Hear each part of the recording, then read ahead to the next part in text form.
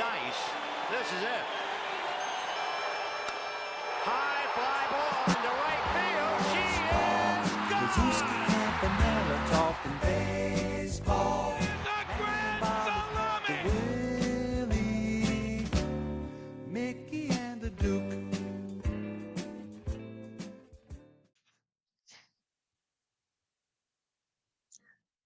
Welcome to Fed Up, the number one podcast where you can get up on all things Federal League. I am your host, Josh Stoll. We officially have 6 days left in the regular season with the date to complete games by being extended through Tuesday.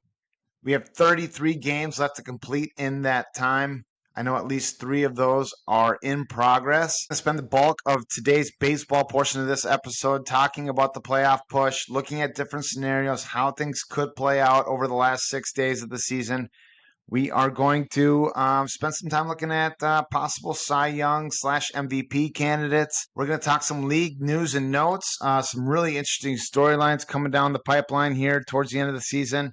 And then we're going to talk about the Hall of Fame induction ceremony and the All-Star game to be played down in Dundas on Saturday, which will be an excellent segue into our guests. We will be joined by Federal League Immortality, a couple of Rockford Rail Splitters, Todd, Haag, and Troy Loomis. They are being inducted into the Hall of Fame together this weekend. An absolute honor to have had a chance to sit down and catch up with those, hear their stories, and chat baseball with a couple of guys who have a combined 489 hits in the Federal League. So I hope you enjoy that interview as much as I did. We'll start the baseball portion of today's episode with some league news and notes, some great storylines coming down towards the end of the season here. First, notable news, we had a couple of no-hitters in the last week and a half. To my knowledge, it's the second and third recorded no-hitters of the year. The Tampa Bay Lakers recorded that combined effort about a month and a half ago or so, but Derek Bergstrom of the Newmarket Northerns goes ahead and tosses a no-hitter. That against a really good offensive team, the Rockford Rail Splitters.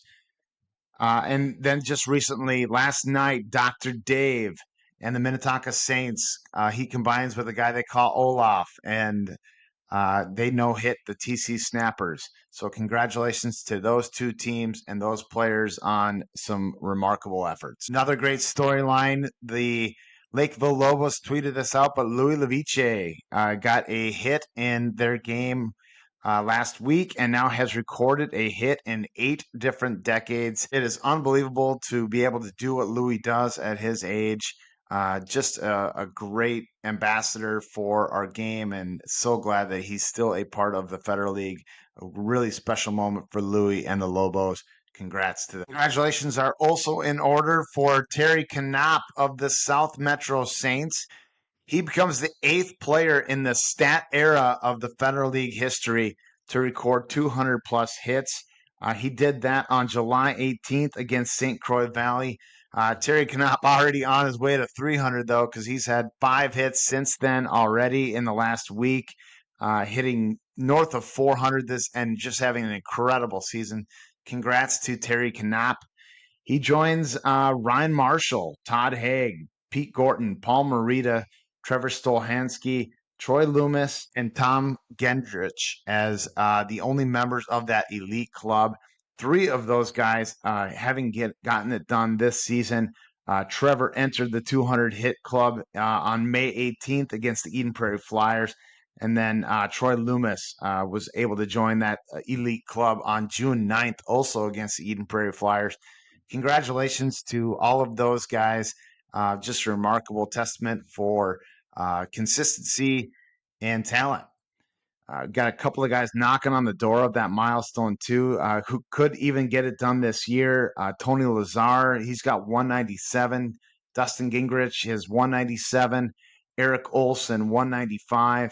And Chris Freeman of the Burnsville Bulldogs has 195 as well. Knowing those guys, it could certainly come this year, maybe early next year, but we'll keep an eye on that to see when those guys achieve that milestone. The last storyline that is on Fed Up's radar this week, the Lakeville Lobos are at 17-0 right now. They have a chance to become just the second undefeated team in the recorded stat era history. According to my notes, the Elko Chuggers were 18-0 in 2017. They do have their work cut out for them, though. If they're going to do that, they trailed the Newmarket Northerns in extra innings by 3 runs, with just the bottom half of that game to finish up. It is not posted yet when they plan on doing that. But when they do make that announcement, I'm sure the 2017 Elko Chuggers will have to come out and make an appearance with their champagne, just like the 72 Dolphins do when the last undefeated team in the NFL goes down. They have a little celebration. I'm sure the Chuggers will be doing the same, probably with a high life in hand.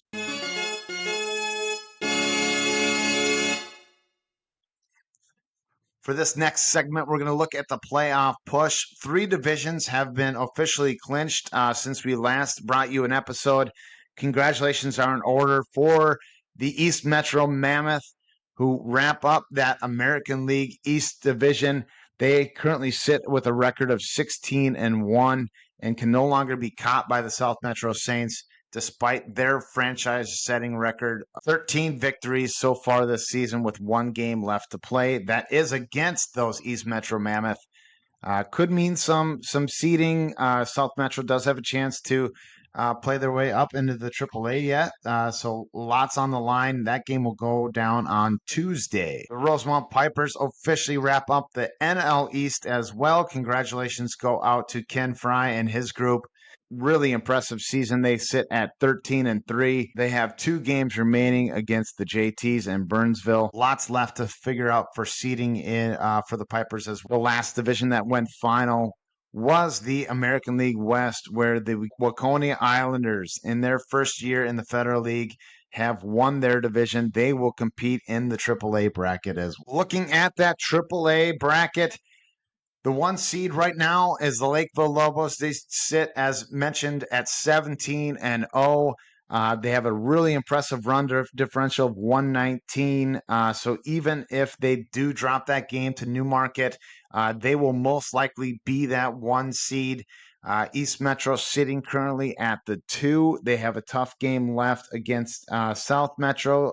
Certainly a game that East Metro could drop. If they were to do that, the Grays would leap them for that 2 seed. But as it stands right now, the Mammoth in at the 2 seed, the Grays in at number 3 at 15-2. The Hastings Hurricanes sit comfortably in the 4th seat right now, but a massive doubleheader taking place tonight against the Burnsville Bulldogs. One of those games is underway already. It will resume from the 4th inning. The Hastings Hurricanes lead that game 6-2.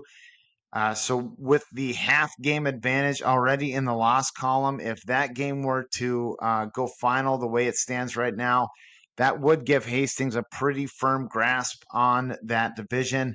But Burnsville certainly has a chance to even the season matchup in the nightcap and bring themselves right back into the discussion of winning that division.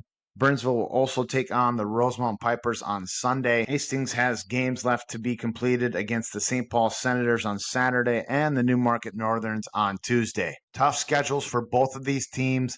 Lots to be decided, but the division could be wrapped up as soon as tonight.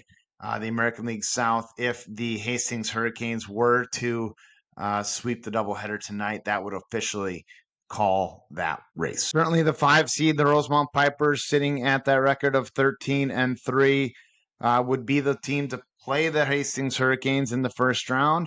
The 6th seed, as it stands right now, is the Tonka Bay Lakers. They hold a half game advantage over the Minnetonka Saints, but with the run differential in that one, this division is the Saints to win. Of course, the tiebreaker process in the playoffs for the division starts with record, goes to head-to-head, then to head-to-head run differential. All 3 of those metrics are tied for these 2 teams. So the best way to sort out the race at that point is the season-long differential. The Tonka Bay Lakers plus 47, the Minnetonka Saints plus 76. So a decided advantage for the Minnetonka Saints in that aspect.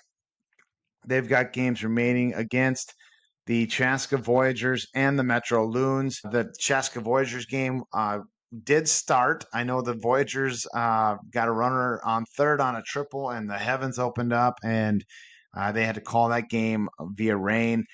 Certainly not cakewalks for the Minnetonka Saints. Those are two tough games, and they will certainly have to play well to earn victories and win that division. Tonka Bay also with the game left to play against the Loons. That one will go down tonight. Definitely be keeping an eye on that division to see how it plays out. Coney Islanders, we mentioned they wrapped up their division. They'll have a fairly meaningless game tomorrow night against the Chaska Voyagers, that game being on Friday. Not much really a chance for the Waconia Islanders to move up or down at this point.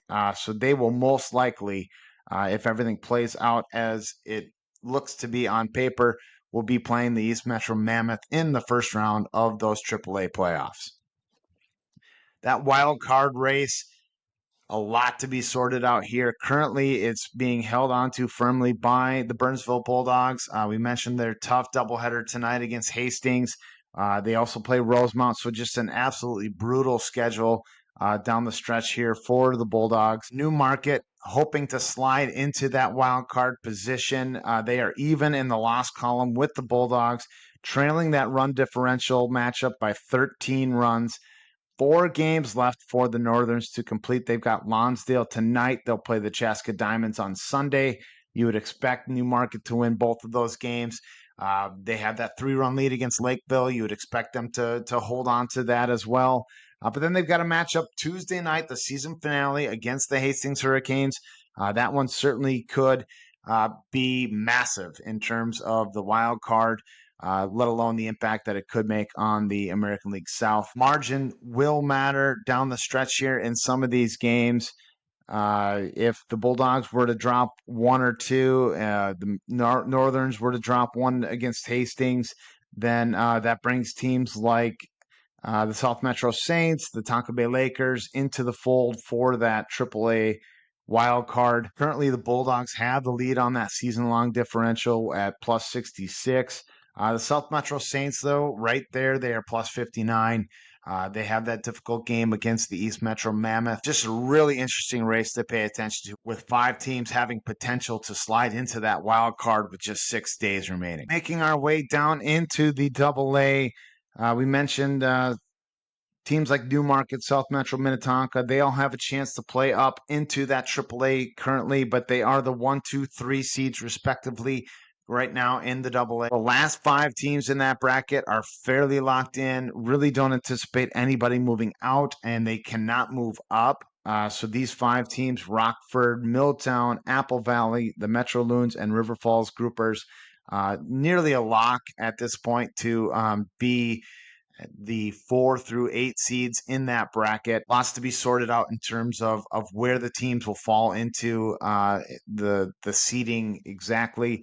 But those teams hold a decided advantage, both record-wise and differential-wise, with the top teams in the A bracket. Ton of fun to look at those potential matchups. The AA bracket is just still stacked. Some of the new teams we've added taking spots into the AAA. It's pretty much last year's AAA that has been slid down to that AA. So it's just really good baseball there, really deep teams. When you're looking at Newmarket taking on River Falls, I mean, that potential pitching matchup could be just electric. A team like South Metro taking on the Metro Loons, Minnetonka Saints and Apple Valley, and then Rockford and Milltown. I mean, that's some great baseball, some really exciting teams. Looking forward to seeing how that bracket plays out. Moving down to the A, currently the St. Anthony Norsemen hold on to that 1 slot. St. Michael Angels are in at the 2 seed. The Chaska Voyagers are the one team that has some potential to play up into the AA.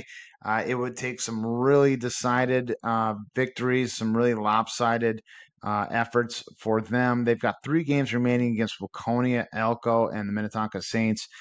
Really tough schedule for the Voyagers, but they are the one team that has a chance to really do some damage, get a little help, and maybe slide up into the AA. But currently they sit right now as the 3 seed in the single A.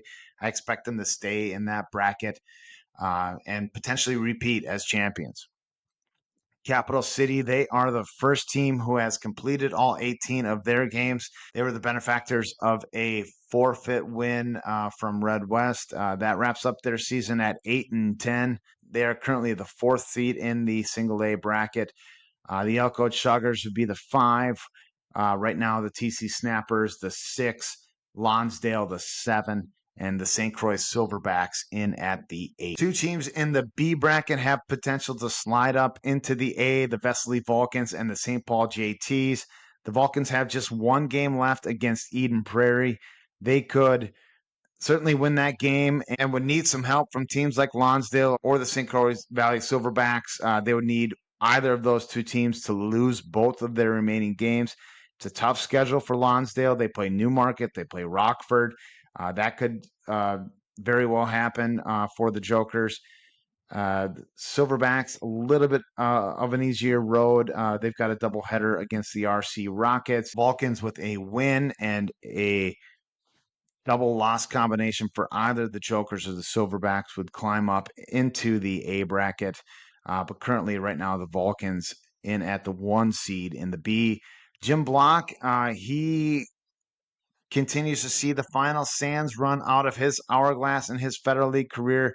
They will wrap up with a pair of games Friday and Sunday against Rosemount and East Metro. Very tough schedule to wind up the season and the career for Mr. Block and the JTs. They look to be comfortably in that B bracket, which I know they are very familiar with. They feel very comfortable playing in, and I certainly expect the JTs to give Block one more run at another B title. Rockets have 3 games left. They currently sit as the 3 seed. The 4 is the Minnetonka Mustangs right now in the B. The Flyers, I love what this team's doing down the stretch here. They are 3-10, so they currently have 5 games left that they need to complete. They're going to play Rockford on Thursday. They're going to play a doubleheader in 2 different ballparks on Sunday. They'll take on the Vulcans, and then they will go to Elko to play the nightcap. And then they've got 2 games left against the Diamonds. It's scheduled for Tuesday. I don't know if they're going to try and get a doubleheader in that night or what the plan is there. Maybe they just play one. But lots of baseball left for the Flyers over the last 6 days of the season. St. Paul Senators are the 6th seed, the Chaska Diamonds the 7th. The Minneapolis Bombers right now are the 8th. The Northfield Millers the 9th, and then the Red West Legends are currently the 10th seed in that bracket. The Legends have a pair of games left, both against B teams, the Minnetonka Mustangs and the Minneapolis Bombers. Would be great to see the Legends notch another win or 2 down the stretch here and maybe build some momentum for the playoffs. As I mentioned, 33 games left in the regular season. 7 of those games taking place tonight, Thursday. 5 of those will take place Friday, 4 of those Saturday, 9 on Sunday, 2 on Monday, and 3 on the final day of the season. Should be an absolute just blitz of action and movers and shakers in the standings. Really looking forward to the completion of that.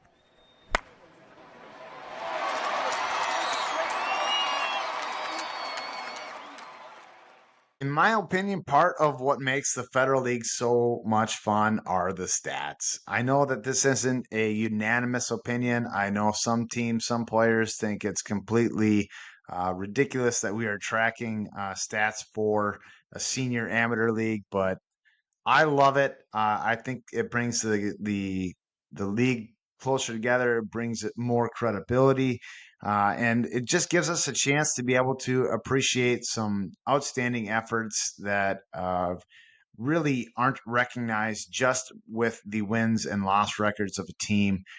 So I thought for our next little segment, we'd spend some time looking at just some teams who are really having some standout seasons, and then some individual player contributions as well.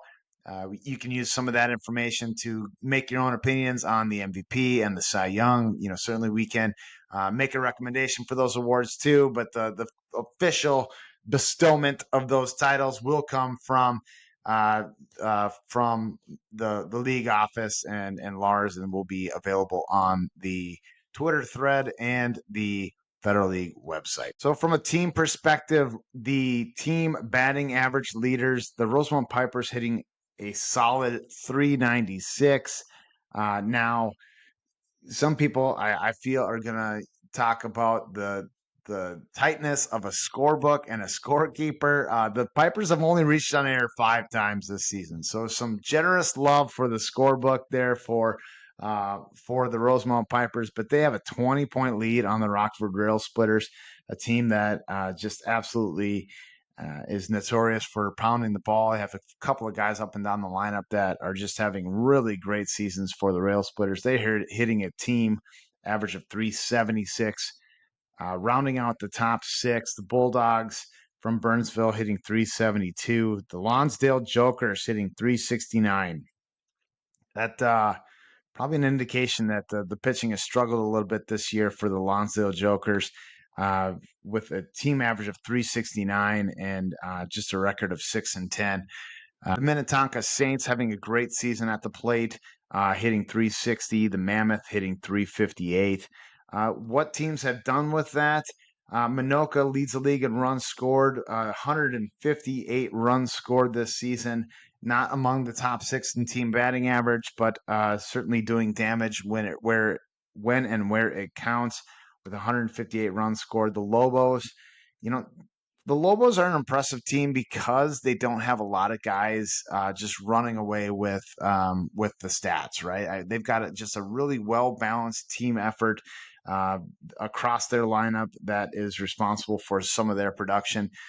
They've scored 141 runs this year. That is second in the league currently. The Mammoth third on this list with 133. Rockford fourth with 131. And the newcomers, Waconia Islanders, 124. On the pitching and defensive side of things, team ERA leaders, the Lobos under 1 as a team. They have a 0.74 team ERA. Really impressive. That's without Matt Meyer for most of the season. Erdahl and guys like Austin Mitchell have done really well for them. Torrey Holt mixing in well there. Jamie Steinberg getting a little more innings, towards the end of the season here. He will be a big factor in their playoff success. Well done for the Lobos. They have allowed just 22 runs all season in 17 games. Remarkable. Second lowest team ERA in the season this year is the Burnsville Bulldogs, 1.15. Trent Larson really the tip of the spear when it comes to that for the Bulldogs. He has just thrown an absolute ton of innings this year. He's got 6 wins on 47 innings pitched, 55 strikeouts for Trent Larson in those 47 innings. Of course, Josh Lowen as well, doing what he can as the arm and the body allow him to do, but very great competitor and a big contributor in that team ERA of 1.15 for the Bulldogs. Third on this list, the Apple Valley A's, team ERA of 1.53. Most of that also done without their ace, Tim Scott. He's thrown just 22 innings this year for the A's. They lost him in a game against Rosemont earlier this year. Appears to be a UCL injury. We hope that he can get back for next season, but again, we'll not see Tim the rest of the year. But just a testament to the rest of the A's staff. Herm Solomon doing amazing. Josh Stoll having a great season as well. Other contributors, newcomer Brian Heil, been really incredible for the A's. He's also dealing with some arm injuries here, later in the season. May not see him on the mound again. But the A's with their depth have Matt Stengel, Tony Schaefer, Scott Angus, lots of arms that will allow for the Apple Valley A's to make a deep postseason run, despite some of the injuries they've had. Minoka Grays, 1.55, are fourth on this list. They are widely regarded as the deepest pitching group in the league. Bob Lovis, Jack Nelson, haven't had a ton of innings this year from Alex, but he is certainly a guy that can bring it when he needs to. Special shout out for Mark Von Ruden. He has done a lot with his innings this year. He's kind of seen as maybe an inning eater for that group. He has had the opportunity this year to throw 17 and a third, just an ERA of 1.21 for that group. Just really an absolute embarrassment of riches when it comes to arms for the Minoka Grays. Obviously, a huge reason of why they were able to win the championship last year and why they should be considered one of the top contenders for this year. Rounding out this list, the East Metro Mammoth at 1.56, the Rosemont Pipers at 1.65.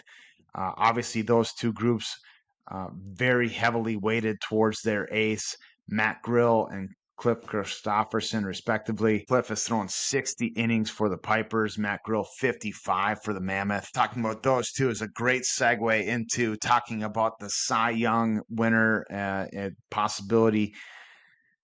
For me, it's got to be a guy that has the amount of innings that some of these players have. They need to be someone that has constantly relied on, throughout the entire season. For me, I like to see a guy with a ton of strikeouts. They have the wins to go with it. They have the low ERA. So I want them to show up on all four of those columns. For me, for the league leaders, guys like Austin Mitchell has a 0.32 ERA, but just 21 innings pitched this year and isn't in the top 10 for strikeout numbers. It's certainly not enough to, be the workhorse. Guys like Alex Tava and Zach Rydberger for Northfield and the Rockets, respectively. Tons of innings for those guys. Over 50 innings for each of them. Just don't have the wins and the strikeouts to go with it, though. But certainly guys that should be considered, at least initially, in that conversation. But guys that do show up across all four of those columns, I've got 6 of them on my list. I've got Cliff Christopherson, I've got Jim Brower, I've got Matt Grill, I've got Trent Larson, I've got Don Erdahl, and I've got Brandon Casadecalvo of the Minnetonka Saints. All of these guys, an ERA of 1.31 or lower. These are the top 6 in wins in the league. Matt Grill being the leader right now with 9. Christopherson, second place with 8. Casadecalvo, Erdahl, and Larson all tied with 6. And then Jim Brower with 5. Right down the list, that group goes. Same thing with strikeouts. Erdahl leads that category with 73 strikeouts. Christopherson and Brower have 62 each. Matt Grill and Casadecalvo with 56, and Trent Larson right there with 55. So these guys throwing a ton of innings for their teams, tons of strikeouts, winning a lot of big games. All of these guys play on really competitive teams as well. So that's got to help, in terms of some of the wins and the ERA with the defense behind them. Absolute grinders, very talented players. Most of these guys, I'm sure, will get at least one more start for the rest of the season. So a chance to shift some of those standings around. But right now, looking at the numbers, for me, it's Christopherson. He is currently ERA under 1. He is second in wins, second in strikeouts, first in innings pitched. The guy's an absolute workhorse. Goes in and seemingly is throwing nearly every game for Rosemount, and massive reason of why they are 13th and 3 and the National League East champions. Couple of days left in the season. Certainly time to change my mind, but when it comes to the official fed up Cy Young leader, I'm looking at Cliff Christopherson of the Rosemount Pipers. Flipping our attention back to the dish, a lot of great guys having outstanding offensive seasons. 11 players in the league who qualify based on the minimum at bat standard are hitting 500 or better. Among that group, Nick Rathman of the Lobos, he's 14 of 28 on the year. Dan Waitert of the Jokers, also 14 of 28, hitting 500 of the year. Joey Olson of the Grays, 23 hits this season, hitting 500. Emery Hall, Will Hervin, also at 500. Guys above 500, Nate Jackson of the Voyagers hitting 541. Ryan Johnson of the Diamonds hitting 542. Torrey Holt turning back the clock a little bit with the Lakeville Lobos hitting 545. He is 12 of 22 on the season. Tom Corcoran, not Tom Corcoran, bro. Tom Corcoran hitting 556. He is 15 of 27 on the season, also leading the league in home runs with 4. Logan Pinkney right now, second place with an average of 618. He has 34 hits on the season and 55 at-bats. Julian Oviedo is hitting 625. He is currently the league leader, but there are not stats entered in from last night's game where the Snappers did get no hits. So maybe Pinckney inched his way a little bit closer to that batting average title. Pinckney has no competition when it comes to sheer number of hits for the season. He is leading. He has 11 more hits than anybody else in the league. He's got 34 on the season. Joey Olson, Troy Koenig, and Ryan Walker all have 23. Really an impressive season from Pinckney. Scanning the league for RBI, Matt Johnson, last week's guest, we mentioned that he had that hot start to the season, just collecting RBI like they were candy at a parade. He still holds a narrow margin lead over teammate Joey Olson and then Alex Mack of the Pipers. Johnson with 23 RBI, Olson and Mack each with 21. A couple other guys may figure into that race. Somebody like Chris Basso of Waconia, he's got 18, as does Ryan Walker, another Rosemount Piper. Looking closer at our threats on the base path, two guys tied at the top for stolen bases, Dan Skog of the Minoka Grays and Jeremy Loretz of the Rockford Rail Splitters. They each have 16. Alex Gonzalez, Jeff Swanson, Logan Pinckney, all lurking right behind, tied at 13. When it comes to runs scored, that title is also tied. It is between Joey Olson of the Grays and Jeremy Loretz of the Rail Splitters. They each have 24 runs scored, and that is a considerable advantage over the next names on that list. That appears to be a two-horse race. Earlier, I mentioned that Tom Corcoran has 4 home runs. He is the league leader. Two guys have 3, Alex Mack and Jason Grimm of the Pipers and Chuggers, respectively. And there's a list of 9 guys who are also in the multi-home run club. Guys like Nick Rathman of the Lobos, Kyle Hankemeyer of the Jokers, Brian Ludwig of the Lobos. No King Park references needed right now, right here. A home run's a home run. I am here and tipping my cap to each of the guys on this list. Scott Butner also has 2 for the Red West Legends. Emery Hall of the Mammoth, Steve Ball of the Hurricanes.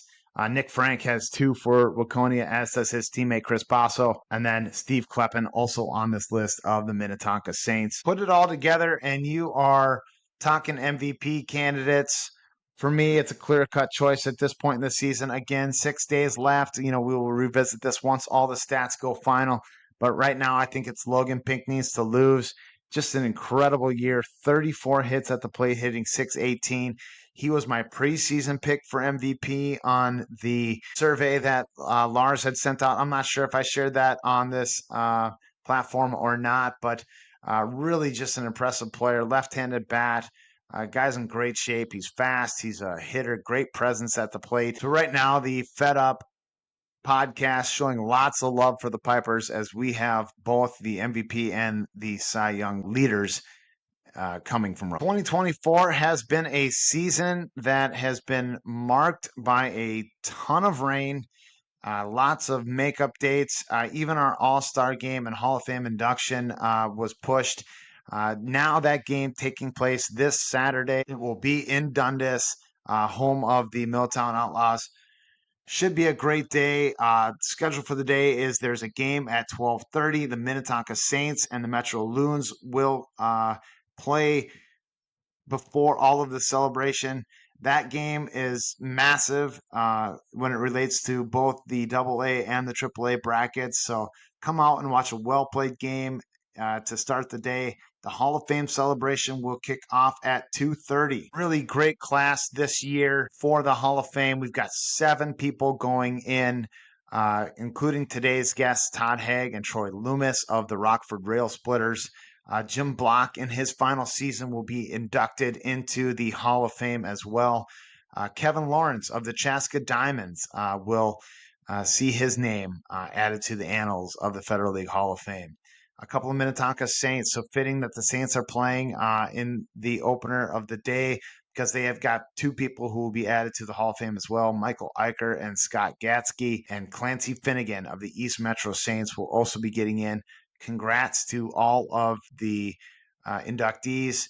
Should be a special day for you. We look forward to celebrating you and your careers. Following the Hall of Fame induction ceremony, the All-Star game will take place at 4 o'clock. That will be a 9-inning game and should be really enjoyable to watch. A ton of great players have been selected for that. So covering the Hall of Fame day is a great segue to our guests today. We are fortunate enough to be joined by two Rockford Rail Splitters, Todd Haag and Troy Loomis. They, as I mentioned, are being inducted into the Hall of Fame this Saturday. They are both having incredible seasons this year as well. Let's bring them up. Well, it's an absolute honor to welcome Federal League Immortality co-founders, co-managers of the Rail Splitters, and soon to be co-Hall of Famers. We've got Todd Haag and Troy Loomis. Gentlemen, welcome to Fed Up. Thanks for having us, Josh. Thanks for having us. It's an honor. I see you're all game dayed up, Todd. You want to tell us a little bit for our YouTube subscribers? You want to tell us a little bit about the iBlack? So yeah, if we're talking baseball, I got to stay focused. Got to have the game day war paint on. Especially nowadays, you do not know when the hidden ball trick is coming. Surprised you don't have your ring from Arizona. Yeah, I should get that on as well. That's great. Yeah. So I combined, the two of you know how to fill up a box score. You've got nearly 500 hits. I got to know, just give me a little bit of your baseball background. Maybe brief, but then circle it all the way back and tell us how you found the Federal League. So my brother and I, old school, it was a lot of wiffle ball in the backyard and stickball in the street as a kid. But then growing up, me and Loom have played together since kindergarten. So for 46 years now, Loom and I have been on the same team. But the big break for me was after college until Federal League. I played softball for 20 years, so no baseball. So as a rookie at 42 into the Federal League. Yeah, and it's been crazy because the Cub baseball was our first teams, and Todd and I were on the first couple teams for that. And Todd was the stud. I was kind of more the unknown at that point in time. Todd's glove was about the size of his body, but he's about the only one that could lift his glove. But so it was great playing with Todd at a young age, and Todd kept being the stud throughout into high school. He was, as a sophomore, I think, made the varsity team, which is unheard of at Osseo because obviously we graduated with about 750 people. So it was the second largest school in the state, and Todd was starting as a sophomore. The rest of us were kind of moving up the JV ranks, but which continued to now. So it's fun playing, baseball with Todd now. But he's the one that got me hooked into the Federal League. So we've been playing softball for a while, and it got to a point in time where softball just wasn't doing it anymore. And our team was a bunch of high school friends, and we started to decline a little bit. And then Todd came back one week and said, "Loomis, you gotta play baseball again." I'm like, I don't know. I played town ball for a couple of years. I'm sure the games passed me by. He goes, "No, honestly, I got one hit. I think I grounded out, but I'm hooked. I'm hooked. Wood bats, baseball."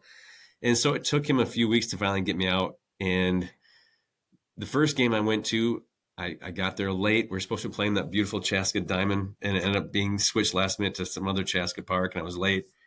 Got up for my first at bat. I was frazzled, had to prove myself to the guys. And I think my first at bat, I struck out to Larry Gessler. And I said, I don't know. I didn't get the same effect Todd did. But then the next time I got up, I got a hit. And I'm like, oh no, I'm hooked. And that was here we are. Yeah, similar. All it took me, Josh. So I found out about the league at Open Gym Basketball from Tim Hadler. And I was talking to him about softball. He's like, yeah, you should come try baseball. And my eyes lit up. I'm like, what? We can still play baseball? So yeah, I showed up at the next game for the Outlaws as a 42-year-old rookie and was hooked. All it took was BPIO. That's all I needed, and I was hooked. So yeah, got Loom to join me, and that's all she wrote. So Todd, you and I had the brief pleasure of serving a year together on the board for the Federal League, and when you're transitioning your role over, you penned a brief letter to the executive committee, and you mentioned that when Tim was recruiting you, and you guys broke in with the Hamel Outlaws, you mentioned that the Federal League was a little behind in terms of the 35 plus leagues in the state. Just talk a little bit about the evolution of the league, from where it's been to where it is now, and just what you've seen transpire over your time in the Fed. Yeah, as far as talent wise, there's definitely been an evolution. We can talk about the board stuff as well in a bit, but talent wise, both of us are probably going to end up in 2A this year. Goal is always to win the division and be in 3A, but 2A right now, if you look at the top 8 teams in 3A, 7 of them weren't in the Federal League 4 years ago. So Yeah. only the Lakeville Lobos were in the league 4 years ago. So the 2A basically is the 3A of 4 years ago. And you can see it with the teams in there and the talent in there that it's a great it's going to be a great playoff for the 2A. So yeah, talent wise, the league has definitely developed, and that's what Loom and I always talk about. You need the 35s to move up to 50 plus at some time, and that's kind of what the evolution we're seeing, and we're getting some great talent in. Troy, you recently joined a pretty elite club. You recently, I'm not sure if you're aware of this, you just picked up your 200th hit. You did so on June 9th against Eden Prairie. We've had two other members of the Fed join that elite group this year as well. Trevor Stolhansky did it just before you on May 19th, also against Eden Prairie. And then Terry Knopf just did it last week. Hit 200. He joined that club on the 18th against St. Croix Valley. But you are now one of 8 members of that 200 hit club. How have you been able to stay so consistent, so healthy, and so effective for so long? Well, it's it's funny you say that because it's the last 2 years that the health part just hasn't been there. So because I just in the last 2 years my hamstrings had a different plan than I have. So it's been as much to Todd's dismay, I've been kind of off the roster more this year than usual. But up to this point, it's I think the big thing is when Todd and I started this team, there's just no question you're always showing up. You just have to make it work. So again, as we all know, part of the beauty of the Federal League is you got guys who are working full-time jobs, working 40 to 80 hours a week. But you know what? You make this work. You make baseball work. And when you're starting a team, and what we had envisioned when we started the Splitters is to have not just a group of guys that would want to come out and play baseball, because there's just not many of us that still do this at this age that can do this. But to do it on a regular basis, and still, I mean, obviously part of the charm of softball is a lot of guys are doing it to go out afterwards, have some wings, have some beers. But baseball, it's the beauty of baseball. We get to play baseball again. It's more competitive, but also have that same kind of camaraderie. And so, again, I don't know if that mentally makes you healthier because you just want to keep showing up every week. But I don't know. It's just there's something about it, and part of it is Todd and I are usually right in each other in the lineup, and we feed off each other. Todd gets a hit, and like, well, screw that, I'm going to get a hit too. And so we kind of help feed off each other. We also have Jeremy Loretz, among many others that we played with for a long period of time, and they're just that mentality of you just kind of get in that groove. But as course as we all know with the sport too, just when you think you're in the groove, you come in the next week, and all of a sudden you go through an 0-3, and you can go the other way too. But as far as consistency, it's just having guys that you just want to show up, you want to play with. And so for some reason, I don't know if that makes me healthier or what, but To build on that, when we were in the when we had our 4 straight division titles in that heyday, we only rostered 13 players on the Splitters. Believe it or not, we would turn down new players who requested to come on because those 13 guys would show up every game, so there was not playing time for anyone. So until someone retired, we could not add the 14th. I think TJ was the first one we added, and we had to have a discussion like, can we go to 14? Now, this year we have had 25 different splitters put on a uniform, which is crazy for us that we've maxed, the roster size. Yeah. Talk a little bit about the starting the team. Obviously, you guys did it together. You're co-founders.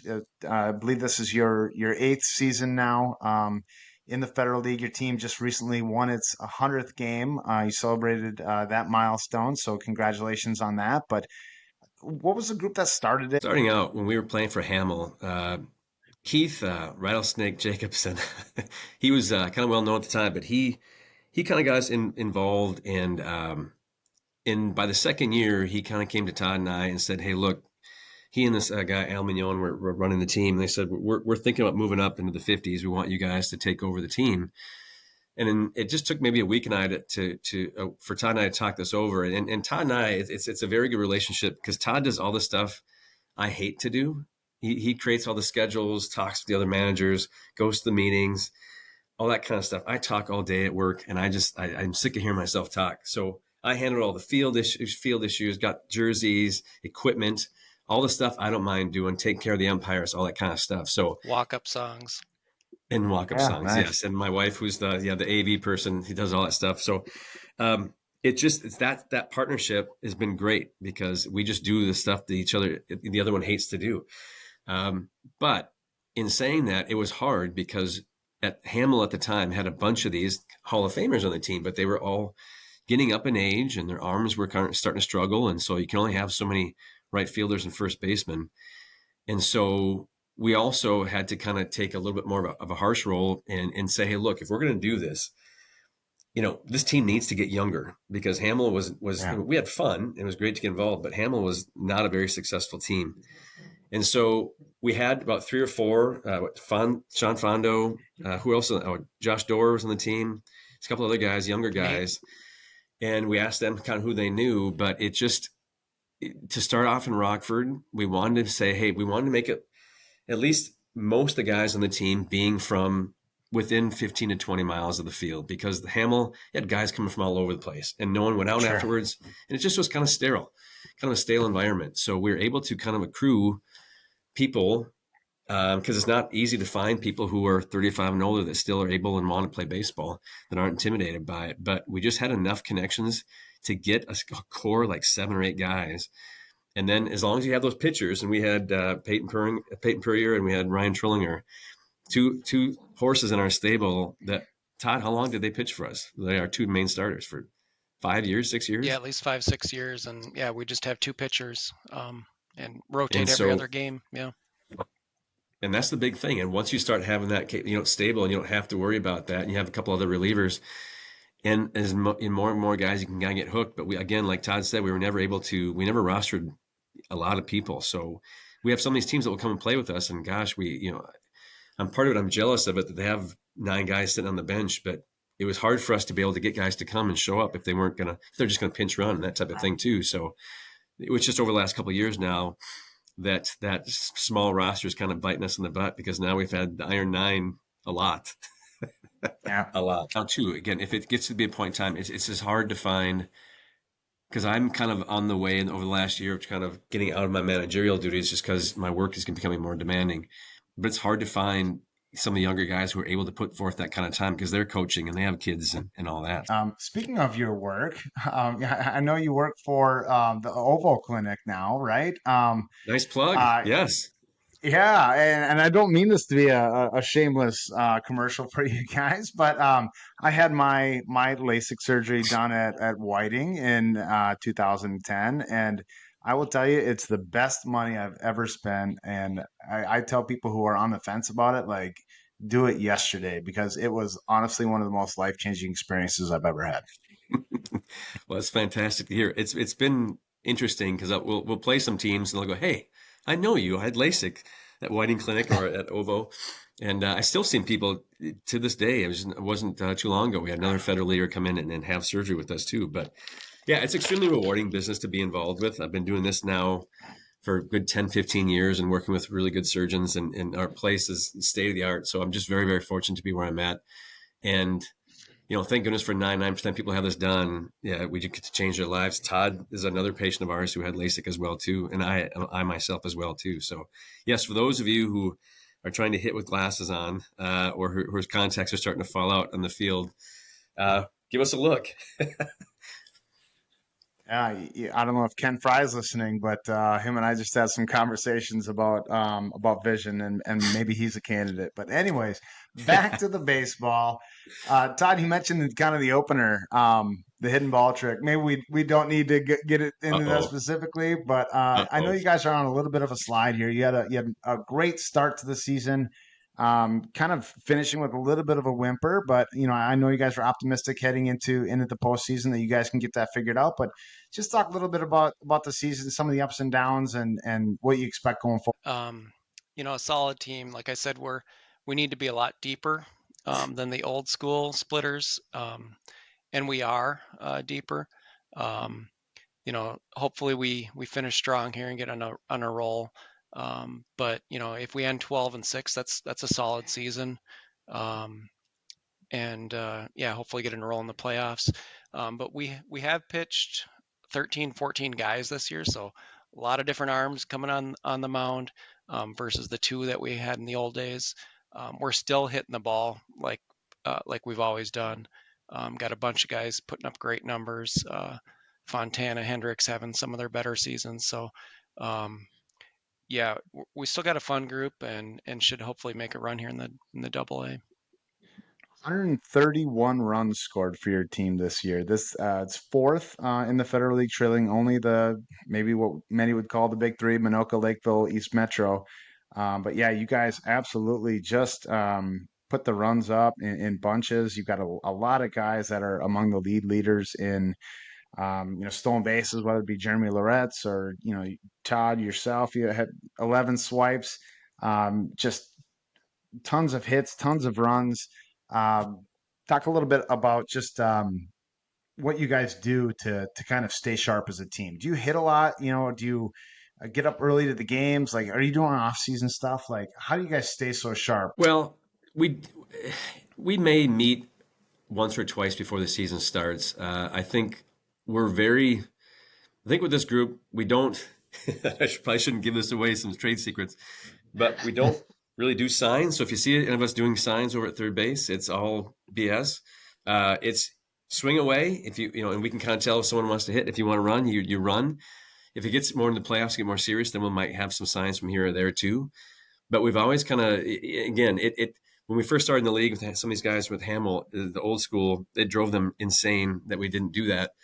But we were always in the mentality of, and Todd and I, and this would maybe had to do with some of our success too, is if there's a ball that's coming down the middle of the plate, I'm going to swing at it. It's not often you get a pitch that you want. And again, we all know, Josh, you play this game, you step up to that plate. If you know, I got a feeling I'm going to hit the hell out of this ball, but maybe I should be, I should be seeing a few pitches because I'm a leadoff hitter. No, if that ball is coming down, it's a heater down the middle of the plate. I'm not going to get a better pitch than that. I'm going after it. And so all of our players kind of have that mentality of if it's your pitch, hit it, swing away, swing away. And so honestly, I mean, if somebody's stealing, yeah, might want to take a pitch on that one. But for the most part, it's the mentality of we want to score runs. You're going to make some mistakes on the base paths, but be aggressive. We spoke briefly about your time on the board, Todd. When I mention things like stats and when I talk about the all time rankings, and I use that with air quotes, but we're really talking about a period of time that is commonly referred to now as kind of like the statistical era of the Federal League. And that database is really 2010 to 2024. So there's a lot of purists out there that'll say there were tons of guys, doing this for many years who, obviously will not get the name or the recognition for doing it because they did it before we were really keeping track of this stuff. But I understand that we have you to thank for a lot of that database and compiling that. Talk about some of your contributions just from the board member perspective, whether it be putting together the database or tracking down old information, getting the website up and running. I know you're very active with the board, but just take a little minute and tell us about your time serving. Sure. Yeah, so when I first joined the league, the board and administration had a great core, I would say, but we're kind of a little rough around the edges. Loom can probably attest to that, going to some of the league meetings the first couple of years, and then he made sure I went from there on. Um, they were a little bit of a free for all, let's say. So most of my work was seriously around just developing structure and process. So refining the bylaws, setting standard board agendas.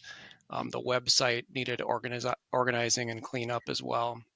But definitely the most enjoyable hidden gem is what you hit on, was the stat files. So they had player and team stat files. It was scattered around. It was all the way back to 2010, as you mentioned.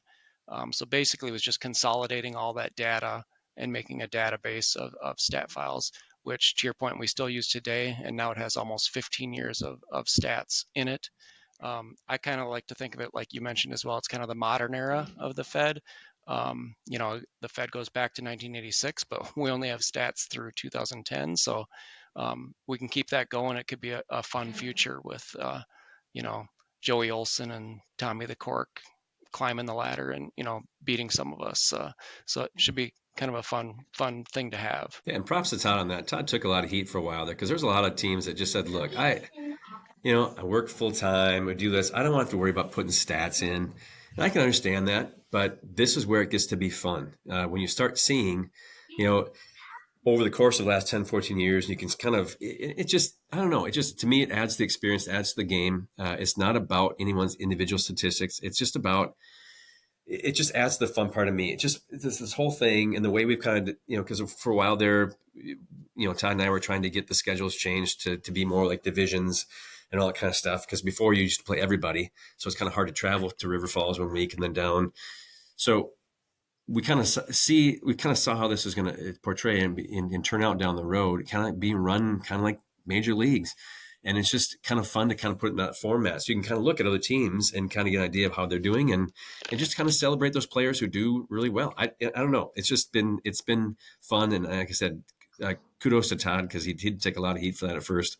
But I think it's turned out great. Couldn't agree more. And I think having those records now, like you said, allow us to appreciate some performances and to see it all roll up into a body of work. I mean, especially similar to the one that you guys have put together. I mean, Todd, you're actually the all-time Federal League leader in that stat era.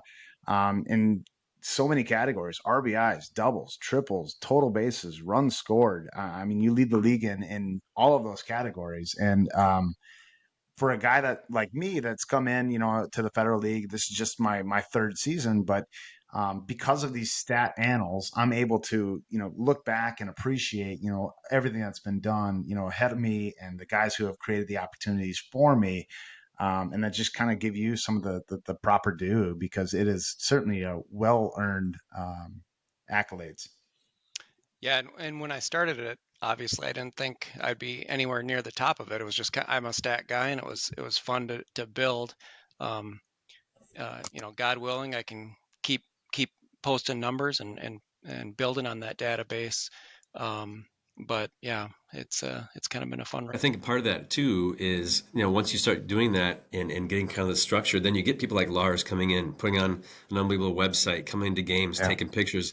Now, Josh, you with these podcasts, I mean, this is the fun part about this league. I mean, because when people say, I'm sure you guys get it too, I've seen people say, yeah, what do you do in the summer? Well, I still play baseball. And they're like, oh, you mean softball? I'm like, no, we play baseball. And they're like, now is it underhand? And what is it? No, it's legitimate baseball. And then you show them our league website and they're like, oh my gosh, this is legit. It is. And this is kind of how we envision not only just the rail splitters, but the whole league kind of becoming younger and just more, it's just more fun, more organized. And this is what makes this, I mean, this podcast is fantastic. So yeah, I love it all. Yeah, I mean that's a perfect lead in. I mean, I was kind of the setup man for Lars and you, Josh, and the current board closers. I'm kind of the setup man, but you guys are really taking it to a whole nother level. I mean, interviews, podcasts, articles. I mean, it's just crazy what's going on. I appreciate the kind words and humbly play a small part in just the overall experience. But yeah, grateful for those who've come before us who've created such a great framework and a great structure. It's just an absolute pleasure to play in this league. I just love the guys, the community, and I'm just having a blast playing this game that we love. Agree. Hidden ball tricks and all. Yeah, I'm surprised you got any kind of a smile out of Todd in that one. Troy, you do have Todd in one stat category, career home runs. Oh. By what? By one, maybe? Yeah, it's a 2-1 advantage. All right. What do you recall about those swings? It's funny that I do remember that. So one was against Crosstown. I mean, how many years were they in the league, Todd? Just 1 year or 2 years? Yeah, I remember that one. Yep. Crosstown. It's funny with that one. I had cracked a bat the game before. I didn't have time to go buy another one, so I went to Dick's Sporting Goods quick and bought just a cheapie Rawlings, like $40. And first swing, like maybe the bat doesn't matter, but Yeah, yeah, it's amazing what happens when you close your eyes. But then the second one it was kind of more special because we went down to Iowa to play at the Field of Dreams. So we had a right. game down there against the Loons, and Regular season game. Yep.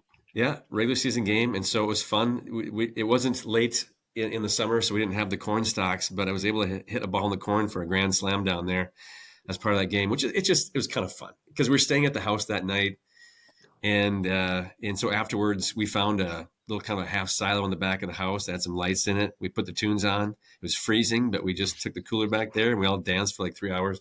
So that's again, these are the memories that you look for. So it's just funny you brought that up. So that was my last home run, probably the last one I'll probably hit. But it was awesome. Todd, I've got one more question for you on that letter I mentioned you wrote to the board when you're transitioning out of your secretary role. I'm going to read from it here. You said, "I know sometimes league veterans can be opposed to change, but without change, you can many times can stifle fresh ideas and positive growth." Uh, Talk a little bit about the change that you've seen in the Federal League, some of the positive changes you've seen, and then maybe comment on a few changes that you might want to see made in the future. Yeah. So I'd say, that was kind of my goal. So I was on the exec committee for 6 years, and I knew there was stuff I could add and value I could add to the committee. But after that phase had run its course, I knew there was, people with good ideas and smart people that have different perspectives than I have that can add more value to the league and grow it even further. So that was my goal, getting you and Jamie and others, Lars obviously on the board. Um, have just brought it to a whole nother level. And, once your time is done, 3, 5 years on the board usually is a good amount of time where you've done everything you can do. And that's where it's time to hand over to the next generation and they'll come in with some greater ideas, so I think it's just continuous improvement is the way to look at it. Um, the league continues to go that direction, and hopefully it does. Um, at some point, maybe there'll just be one 35 plus league. It's getting close, but who knows? Do you think that would be better for the league in terms of expansion? Do you see adding more teams, more geography as a positive, or do you see um, that we could get too big or too spread out for our own good? Yeah, I mean, so far it's worked really well. We'd probably have to be careful, on where teams are driving to. But like Lou mentioned, when we started in the league, we played everyone once and traveled everywhere, and I loved seeing different ballparks and traveling around. Um, so yeah, I think it's something that could work. We're doing the All-Star game, the Hall of Fame induction ceremonies. You two will be among the 2024 class. Uh, Looking forward to that day. Don't want to steal any thunder from your speeches, but just tell us a little bit about what that means to you and what you hope the experience will be like. Yeah, for me, I'm, definitely honored. Like I mentioned, you look at that Hall of Fame page and you get some great names there. I am not a fan of the stage. So I will have my speech written out. It will be short and I will be reading it. Whoever intros Todd, or when I think it's gonna be Keith, isn't it, Todd? Yeah, yeah. Yeah, his intro is probably longer than Todd's speech. Yes. Uh, no, obviously, again, the honor. I remember I got the call from Tupper. We were talking about Todd's induction, and then he said, "Oh, by the way, you've been inducted as well too," which I was totally shocked by. And I really, honestly, don't think it's set in yet. The summer's been kind of crazy, so I think that day is going to be a day for me to kind of look back and just reflect. And again, it's just such a sweet time, just because getting to that point is it's just such an honor. But then to be able to do it with Todd, I think I can just kind of look at him and just reflect on the game, reflect on my history with baseball, and it's going to be really special. Such a cool story that you guys literally have played together nearly your entire lives, and just to see you being inducted and receive such an honor at the same time is just they say, how can you not be romantic about baseball, right? And that certainly is a great feel good story, and congrats to both of you. Very well deserved. Really appreciate you guys taking the time to be on. Congrats again on the Hall of Fame. Look forward to seeing the induction on Saturday. Thanks so much, Josh. Yeah. Thanks for everything that you do as well. I'm wholeheartedly behind you. Thanks a lot, Josh. Appreciate it. That is all the time we have for this edition of Fed Up. Thank you for listening. Good luck to all of the teams and players over the last 6 days. Until next time, play well and stay healthy.